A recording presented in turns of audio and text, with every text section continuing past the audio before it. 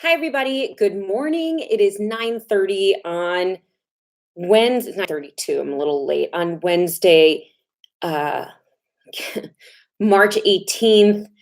I want to thank everyone for joining me on Monday on my YouTube Live. I'm going to try to make these regularly scheduled Monday, Wednesday, and Friday at 9:30 a.m. I'm here to chat with you and answer some of your questions. I have 4 questions that I got for last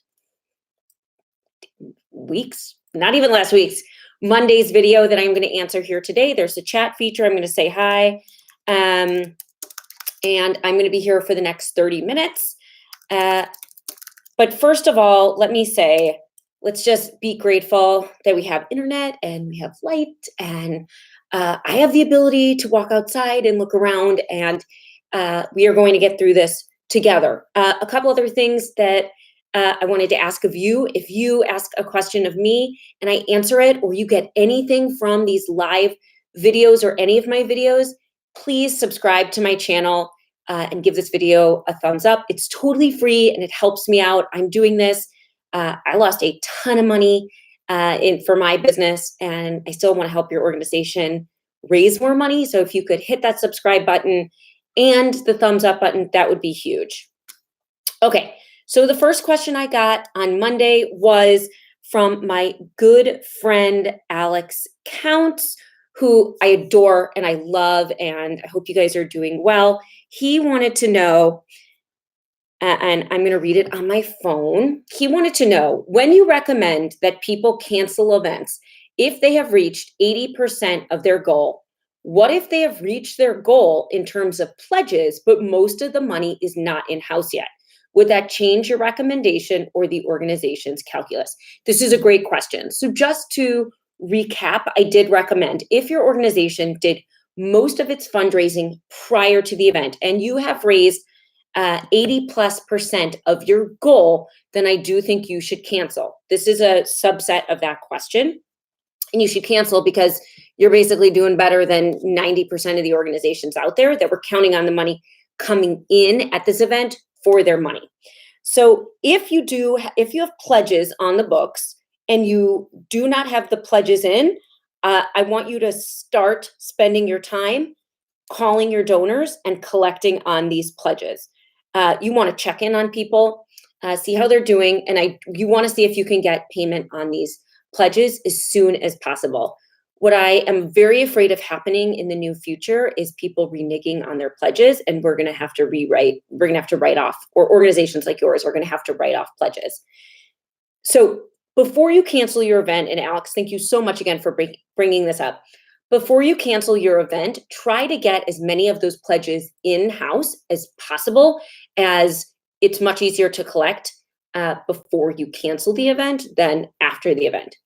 Additionally, anyone who bought a ticket, call them and ask them if they would like to turn their ticket, which is typically not a tax-deductible donation.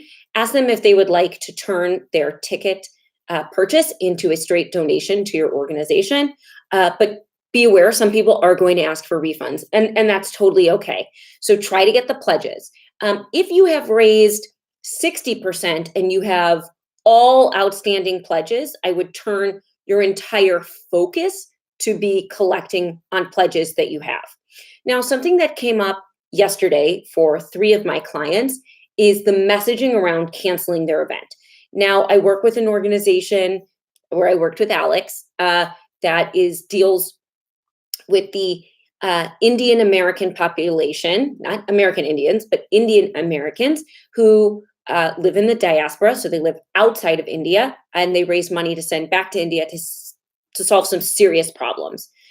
They have not canceled one of their galas yet. Their gala is set for May, so they didn't cancel it yet, and they're still deciding what to do. My advice to them was, if you are going to cancel this gala, the messaging should be, we are going to cancel this gala or postpone this gala, whatever language you want to be, because we are turning our attention and bringing all hands on deck and using all our resources necessary to solve the COVID-19 coronavirus problem in India. And we are the best suited and the most nimble, and we have the best team and the biggest network within India. That's a compelling reason to A, postpone your gala, and B, ask for new donations. That is a great ask. If you already care about the country of India, the people of India, if you're already passionate about that, that call to action will really hit home for you. So I encourage you to think about the messaging around your postponement or cancellation, and you send it out with the right message. Okay. The next question I got was from Janet Kobus, and thank you, Janet. I'll let you know that I posted this.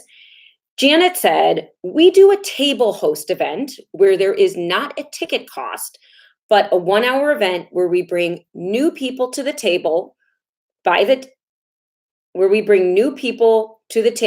table host and hand out pledge forms at the end of the hour. We do not feel we can do this type of event as a virtual event. Okay, so for anyone who doesn't know this table host method, it's very common. It's you host a breakfast or a lunch.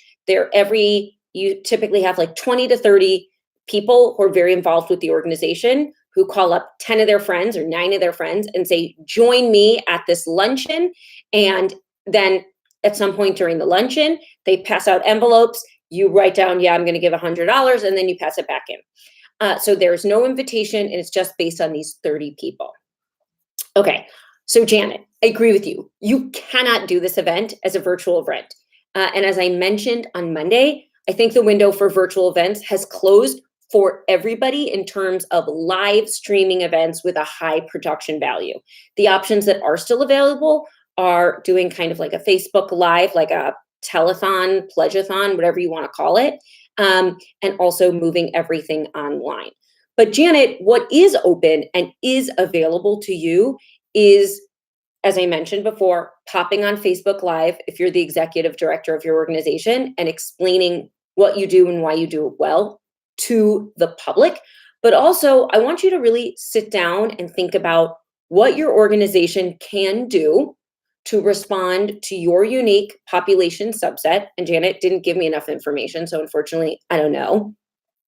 That can help them with this current crisis. What we're trying to do during this time period of uncertainty and of confusion and chaos and scariness, whatever it may be, is using our nonprofits to do good in the world. And by doing good in the world, helping our subpopulation, whether that's dogs or homeless or elderly or whatever you do, think about how you can use that to help your population right now with what they're dealing with. And right now, everyone's dealing with staying at home, coronavirus, losing access to food and activity. So whatever you can do. So Janet, you're going to postpone this event and you're going to rethink your messaging. If Janet, you want to type in tomorrow and leave me another comment and give me a little bit more information, we could talk all day about this. And for any of you watching who want to leave a comment down below or a question, and I'm happy to answer it. Monday, Wednesday, and Friday, I'm going to be here at 9:30 answering your questions. I think it is so important during this time that there are professionals like me. I'm a professional fundraising auctioneer. I was a professional fundraiser for years and years and years who can help you with these problems. If you want more of my time, you want like private Abra time for like an hour, I'm going to charge you for that. But here, free, you want to ask your questions, let's do it together. Let's use each other as a resource. So Janet, I hope that helps you with your question. You cannot do this as a virtual event, but you could do like care packages. You could do letters to everyone that has come before. You could do an appeal. There are lots of things that you can do. Okay, let's get to our next question. Our next question was from Lacey. Okay, Lacey wrote, hi, Abra. I really appreciate the video. Fantastic information. Well, thanks, Lacey. We were going to do a golf tournament on June 25th. We are on the fence about still doing it. People type fast on YouTube. We feel like we need to do it because it is the biggest fundraiser of the year. We were thinking about doing, let's turn that off. We were thinking about doing an online auction coupled with online fundraising, including peer-to-peer. We provide resources and education. I would love to brainstorm with you regarding our virtual auction and online campaign. So Lacey, if you're here, I don't even know if I can see if people are here. Can I do that? Maybe I can. No, I guess I can't. If you are here, you could just type in the chat and just say hi, and I can say hi to you back. Okay, so Lacey, golf. So golf tournaments are super interesting right now because one, they are outdoors. So Jim, welcome back. Jim and I had a little chat yesterday about his organization. But let's talk about yours. So Lacey, you're in a unique situation that you have a golf tournament. Golf tournaments are outdoors. So you have like a unique ability here to possibly be able to do this event. I don't know what the rules are going to be in June. June is, let's call it June 25th. So you basically have 3 months. This might be possible for you, Lacey. And if I were you, I would not cancel. I would not postpone yet.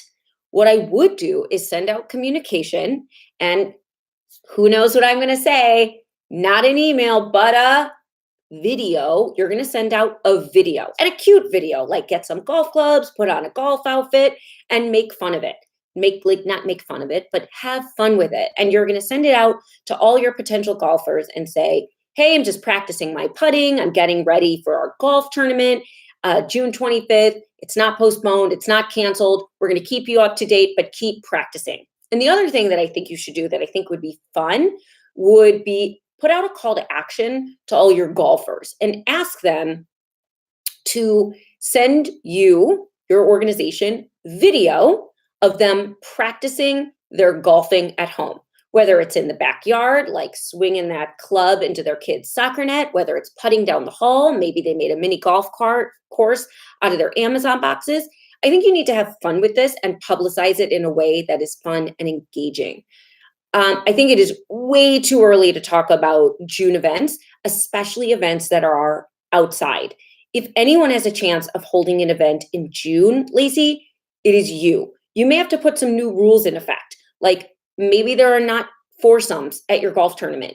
Maybe everybody's playing alone. Maybe it's just a driving range competition because maybe the entire course will not be open.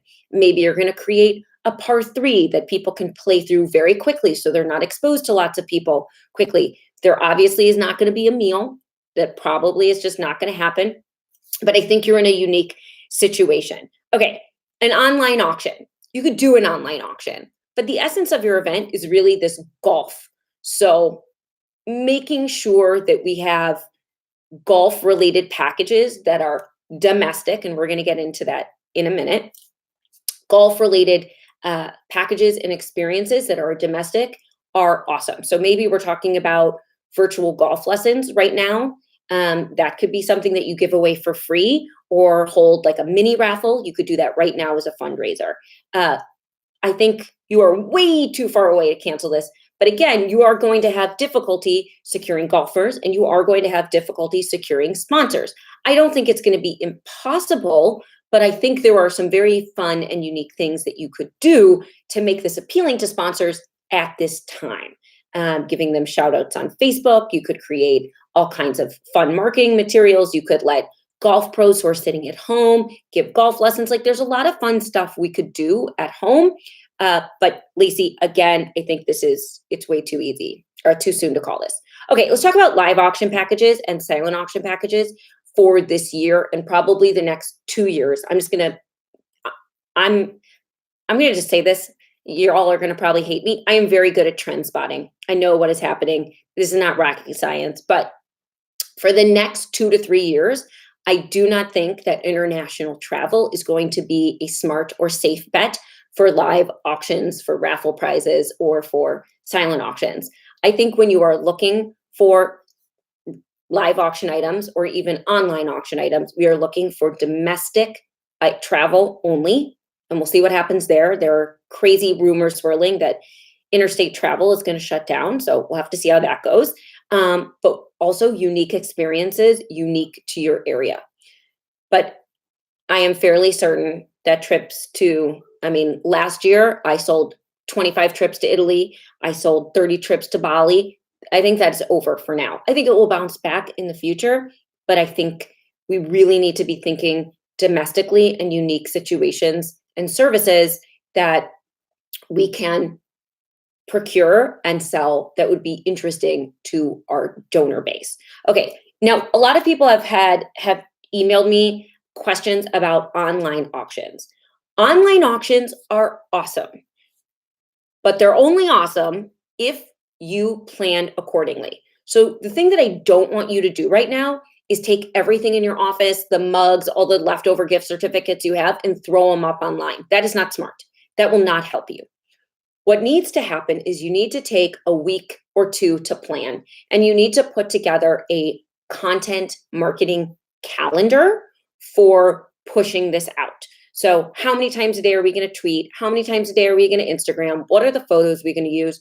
Who are we pushing this out to? Who is going to help us push this out? You're going to let your board know we need you to push this out once a day to your network, because that is the way that successful online auctions happen.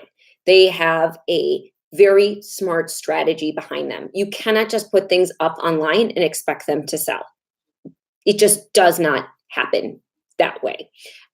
People only come to the sites for two reasons. Number one, they're connected to the organization and they're excited about bidding on things and supporting you. Or number two, they are what I call like bargain shoppers who use these platforms like eBay and are just looking to get a good deal.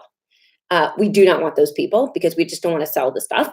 We want to really make money here. And the way that we make money is by appealing to our donors who already love us and are passionate about us and encouraging them to bid on things. However, I said this on Monday and I'm going to say it again for a very long time. This is the time to be doing donor cultivation. Do not think that an online silent auction is going to save your organization, because it is not. I wish that it was this magical panacea. It will not be.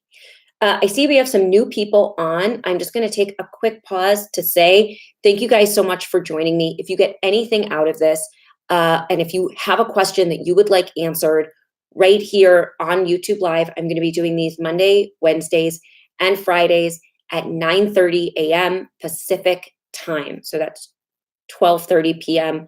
Eastern. And if you have a question or a comment, you can write it in the live chat or you can leave it down below afterwards. If you're watching this on playback, I will happily answer any questions.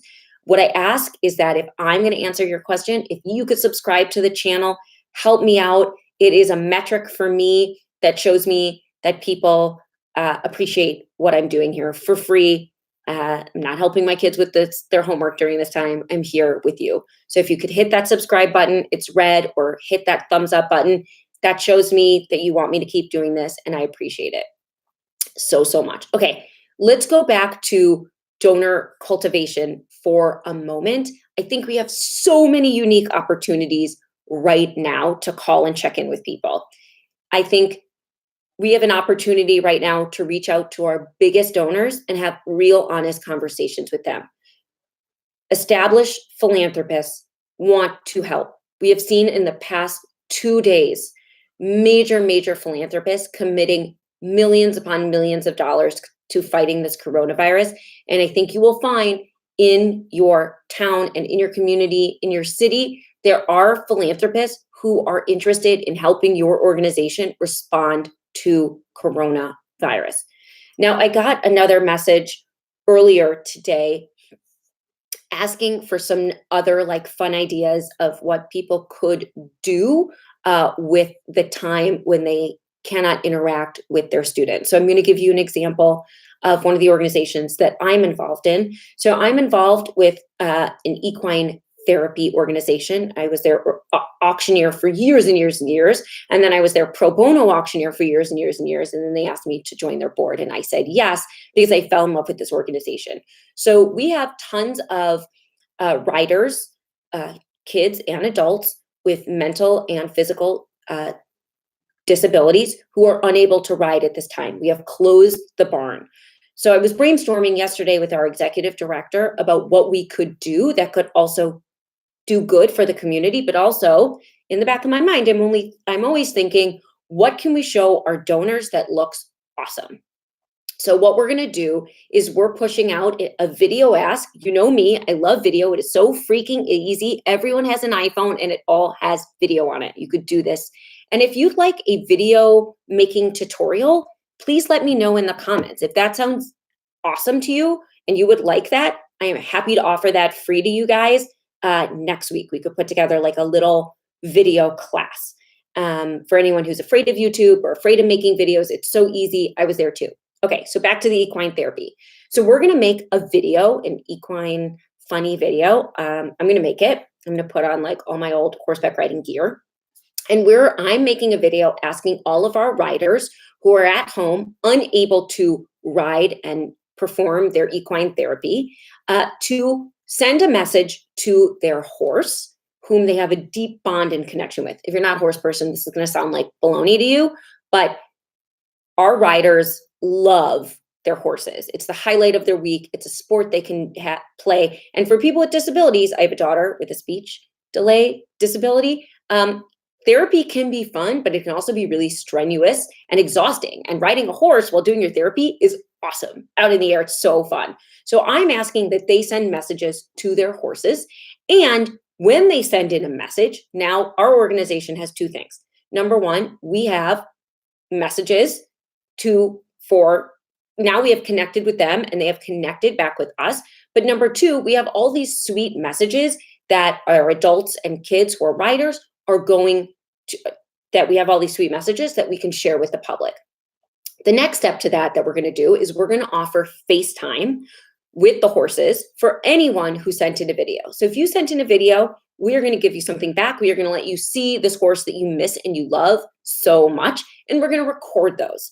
Then we're going to turn that into a video montage showing all these awesome riders communicating with their horses and FaceTiming with their horses and showing what we're doing for our population. That video is then going to be turned into an ask so that hopefully it gets some traction and all the horse lovers see everyone like, I can't visit my horse. These kids can't visit their horses that they love, etc. So I hope that gives you some ideas of what you can do.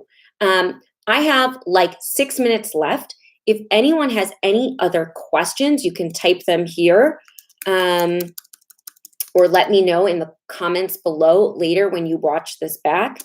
I'm going to be here again. I'm going to be here next time on Friday. Again, this is totally free. Spread the news. Let people know if you have problems or questions with your event coming up, an event that you postponed or an event that you canceled. I am here to talk it through with you. Leave me as much detail as you want in the comments and we can go from there. We are going to get through this. Unique styles of communication and interacting with our donors in a really authentic way are going to help us get over this hump. Additionally, take this time at home to educate yourself about video. If there is any time to use video, it is now. Jump on the wagon. The Metropolitan Museum of Art offering free virtual tours. Center for Puppetry Arts, free puppet shows every single day. And I guarantee you that the list could go on and on and on. Mo Williams is offering doodling classes. I guarantee you that when these organizations, Mo Williams is wealthy anyway, but if he asked me to donate to his cause after my kids have doodled with him for 30 days, you bet I am going to donate to that. It may not be huge, but I will donate to that. And I will donate to the Met after I take a tour. There are a lot of awesome things. Think about what you can provide your community. If no one else has any questions, I am going to pop off. Leave your questions down below in the comments. And please subscribe and give this video a thumbs up. I appreciate you all. I love you all. The nonprofit world is better for having you in it, and we are going to get through this and make it through together. Thank you guys so much. I'll see you on Friday.